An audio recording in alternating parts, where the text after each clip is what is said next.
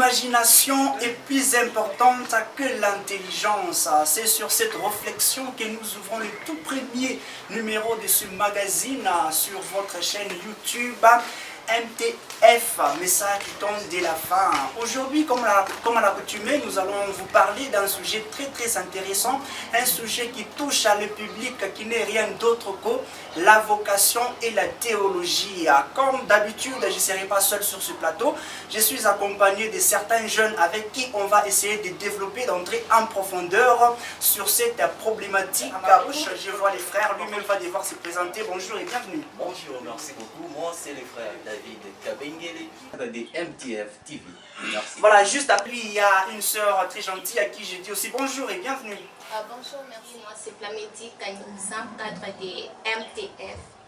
Voilà, je me tourne à ma droite, là je vois notre frère. Bonjour frère et bienvenue. Merci et bonjour monsieur Doris. Moi c'est votre précieux frère Pascal Kabamba. Je suis membre de MTF Télévision. Voilà, juste à votre côté, il y a aussi un frère Gosto à qui j'ai dit aussi bonjour frère et bienvenue. Bonjour, merci. C'est votre frère Caleb Chubanda, membre de MTF TV. Voilà, comme vous l'avez remarqué, l'équipe est toute bondée. Alors, pour ne pas assez perdre de temps, nous allons déjà aller à la toute première question. Je tiens ici à vous rappeler que le sujet, c'est justement la vocation et la théologie. Je me tourne vers vous, frère. Quel rapport faites-vous entre la théologie et la vocation, entre ces deux concepts? Y a-t-il un rapport que vous pouvez établir? Merci beaucoup, mon bien-aimé, pour la question. Je m'en vais expliquer une chose. Lorsqu'on parle de la vocation, on voit directement quel l'appel que le Créateur fait sur son serviteur. Et la théologie, par définition et l'étymologie du mot, ça vient du grec théos qui signifie Dieu et logos qui signifie étude ou science. Donc c'est une science qui est basée sur la divinité. Alors je comprends comme la vocation c'est Dieu qui appelle et la théologie aussi, ça parle de Dieu. Donc il y a un rapport et ces rapports, le point de convergence c'est Dieu. Voilà, merci beaucoup. Et comment vous avez jugé ces rapports? Est négatif ou bien il est positif? Ces rapports, moi j'aime bien ces rapports. Parce que la théologie n'éloigne jamais quelqu'un de la présence de son Créateur. Ça, c'est selon lui. Alors, sœur, vous, qu'est-ce que vous pouvez avancer? Est-ce qu'il existe un rapport entre la théologie et la vocation? D'après moi, je peux dire il existe un rapport entre la théologie et la vocation, car c'est une doctrine religieuse et la vocation, c'est un appel que Dieu fait à son serviteur. Voilà, très bien. Je pense que la sœur partage presque le même avis que notre frère, mais je ne pense pas que ça sera la même chose qu'avec nos deux frères ici. Frère Pascal, comment est-ce que vous trouvez avec ces deux concepts, la théologie et la vocation? Y a-t-il un rapport positif ou négatif selon vous? Non, je suis premièrement persuadé par cette émission d'aujourd'hui. Je pense ensemble avec mon frère David, je m'en vais directement lui attaquer parce que on a déjà défini les mots. Je ne peux pas revenir sur les mêmes mots. Alors pour moi, la théologie, entre la théologie et, et la vocation, je ne trouve pas qu'il y a un rapport. Comment parce ça? Que, vous savez, est-ce qu'on peut étudier Dieu? Vous pouvez étudier Dieu. Là, c'est déjà un défi. Merci beaucoup. Je vais revenir à vous, monsieur Pascal. Je vais aussi vers notre officier apportant de cette question. Vous avez aussi un argument contraire à celui des frères Pascal ou vous partagez le même avis? Bon, moi, à ce que je vois concernant ces sujets, je suis de même avis avec mon frère Pascal. Parce que lorsque nous regardons, on ne peut pas étudier Dieu. La Bible dit sur ce que vous avez ajouté la connaissance. On ne peut pas étudier Dieu dans quel sens? Oui, je dis dans ce sens. Parce que normalement, Dieu, pour commencer, c'est un objet d'adoration. Et quelque chose qui est objet d'adoration, c'est difficile de prendre cette affaire-là et aller étudier ça peut-être à l'école, à l'université, bon, dans ce sens-là. Mais ici déjà on voit le grand apôtre Paul, lui qui était docteur en théologie, mais il a servi Dieu, mais en étant docteur en théologie. Mais comment est-ce que vous voulez dire que non, on n'étudie pas Dieu? Et quelque part, tu sais pas que les docteurs... Monsieur Pascal, je reviens à vous, s'il vous plaît. Oui, quand vous prenez l'exemple de Paul, il était un grand docteur. Oui, on ne refuse pas. Mais il y a la différence entre l'appel au ministère et la théologie. C'est quoi cette différence? Parce que l'appel au ministère, ce n'est pas une personne qui appelle, mais c'est Dieu lui-même qui appelle la personne à lui servir. Mais tandis que, quant à la théologie, je peux aller étudier à l'école, je deviens un pasteur et je commence à prêcher. Objection, mon frère. S'il vous plaît, c'est moi qui donne la parole, Monsieur, vous avez la parole juste dans 5 secondes. Oui, merci. Quand tu appelles quelqu'un au ministère, il y a toute une différence avec celui qui a étudié Dieu à l'école. Parce que la façon que celui-ci prendra l'appel de Dieu et celui-ci, de la manière qu'il prendra la théorie, il y aura des choses différentes. Voilà, d'accord. Pour vous, c'est tout à fait différent. Donc, ces deux concepts ne parlent pas le même langage. Je me tourne vers M. Caleb. Comment vous réagissez face à tout ce que les frères viennent d'avancer? Sincèrement, je m'en vais vraiment contredire, contester avec toute énergie, avec énergie, vitamine, les propositions de mes bien-aimés. Je peux dire, permettez les mots, ils sont même oxygés. Ah bon? Ouais, parce que c'est ce vous que qui trouvez ça. c'est l'exacte vérité. Voilà. Je donne un petit détail. Lorsqu'on parle de la théologie ici, on n'a pas forcément parlé de la prédication, non. Je peux faire la théologie, mais pour ne pas avoir la peine. Alors si je fais la théologie pour ne pas devenir un prédicateur, je ne vais pas pécher. Parce que la Bible m'a appris. Alors votre objectif c'est quoi quand vous faites la théologie? Voilà. Parce que nous savons que quand on fait la théologie, justement, c'est pour être pasteur. Il fait étudier Dieu, connaître Dieu. Pascal, s'il vous plaît, respectons un peu, ne créons pas la cacophonie ici. Allez-y tout droit au vite. Allez-y tout droit au vite. Je disais ceci, ne me perdez pas mes idées, s'il vous plaît. Premièrement, lorsqu'on fait la théologie, c'est pas pour connaître réellement Dieu. Parce que si on se met à étudier, parce que lorsqu'on parle d'une étude, il doit y avoir des observations. Mais dans cette théologie-là, on étudie la Bible. Et la Bible, c'est Dieu. C'est la Bible, mais pas Dieu en tant que personne physique. La Bible, c'est la parole de Dieu. Et la parole de Dieu, c'est Dieu. Sous forme d'écriture, mais pas sous forme physique. Lorsque je me mets à étudier la Bible, c'est pas pour étudier un certain Dieu avec la forme de frère Caleb comme il est là-bas. Non, là je m'en moque vraiment. Et lorsque moi je fais la théologie, c'est pour avoir d'abord la connaissance de la parole.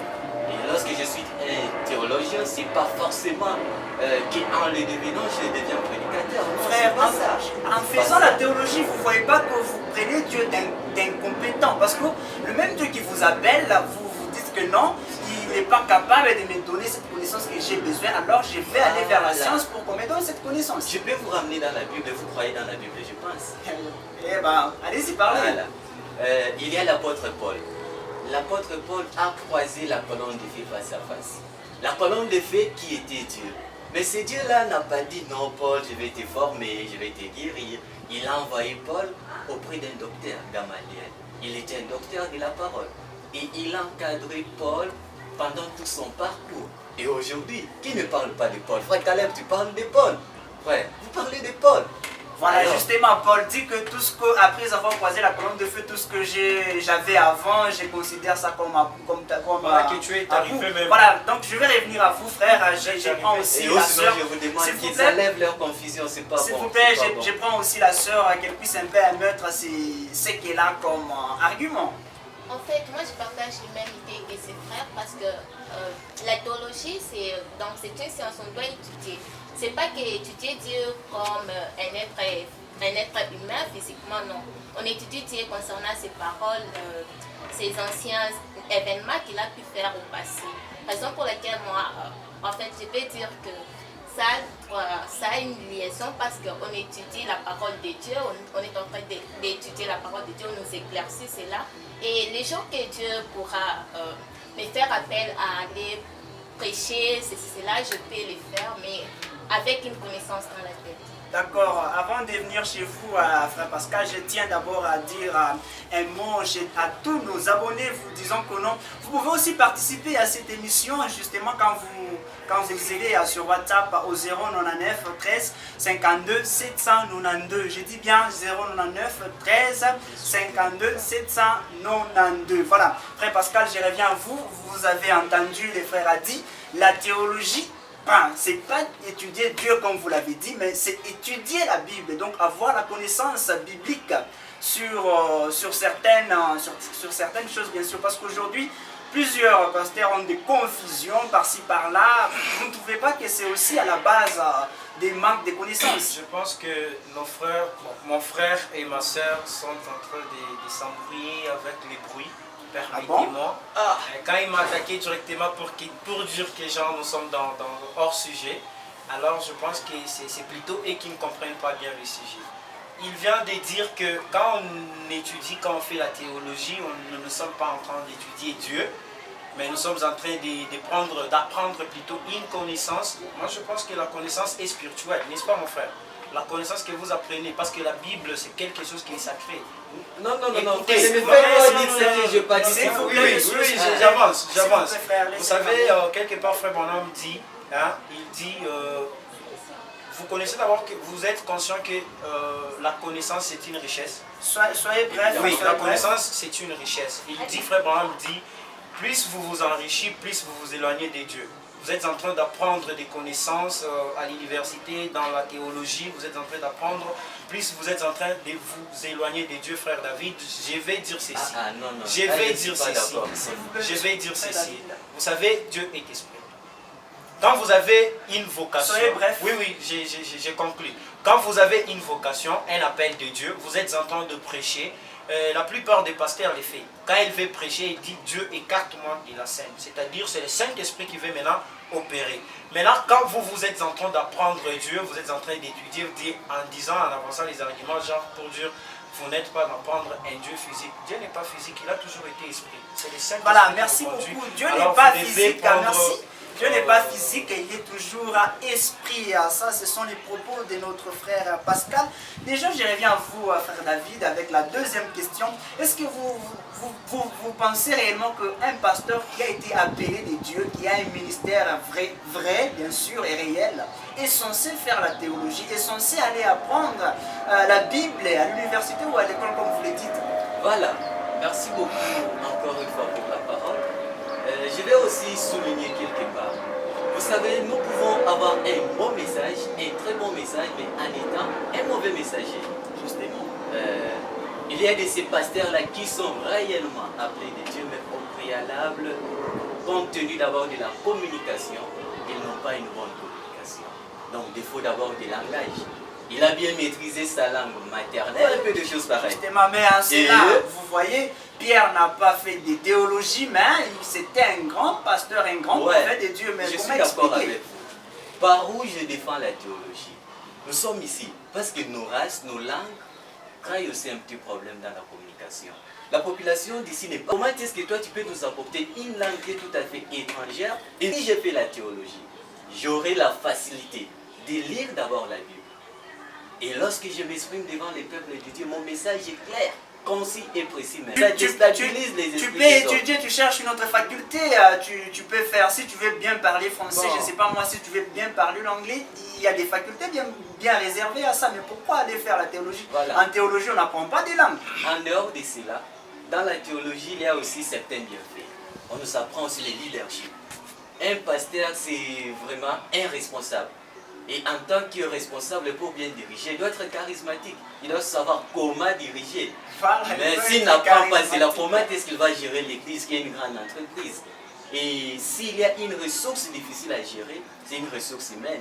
Tu peux gérer facilement ton argent, gérer les matériels, mais lorsqu'il est des personnes, des ressources humaines, là il faut une tête bien faite et un homme bien placé pour ça. Il faut une tête bien faite et un homme bien placé. Je vois vos mimiques, je pense que vous n'êtes pas d'accord avec ce qui vient d'avancer. Oui, particulièrement, moi je ne suis pas pour ce que mon frère vient de dire encore. Parce que nous parlons de la parole de Dieu. La parole de Dieu ne s'en prend pas. Pourquoi je dis ça? Parce que notre prophète, il nous dit, lorsque Dieu envoie son serviteur, il lui équipe de tout. Justement. Donc, une fois que Dieu appelle quelqu'un à lui servir, le Dieu là est capable de lui utiliser même en anglais qu'il ne connaît pas. Vous croyez vraiment? Je le crois de tout mon cœur. Moi, je le crois. Non, non. Parce que là, si vous doutez de ça, Je suis pas d'accord, frère. S'il Non, vous non. plaît, s'il vous plaît. si vous doutez de ça, donc ce monsieur-là n'est pas appelé de Dieu. Non, il peut être appelé de Dieu. Non, s'il vous plaît, Écoutez-moi. c'est lui qui a la parole. Si tu es appelé de Dieu, Oui. le Dieu là est esprit, Voilà. n'est-ce pas? Voilà. Oui, Si Dieu est esprit, Chuter déjà. oui, je suis en train de citer. Si Dieu est esprit, et lorsqu'il appelle quelqu'un, toutefois nous avons toujours écouté nos prédicateurs prier du haut de la chair avant de commencer la prédication. Dieu, écarte-moi de la scène. Toi-même parle avec ton peuple. Tu vois, Carrément, on ne voit. voit, écoute mon frère, carrément, on ne voit pas la personne, on voit Dieu. Et Dieu est capable d'équiper son serviteur, même avec le langue. Même par des magies. Non, non. Voilà, donc je vais vous donner la parole. Je tiens ici à vous dire que vous êtes sur votre chaîne YouTube MTF, donc message du don de la fin.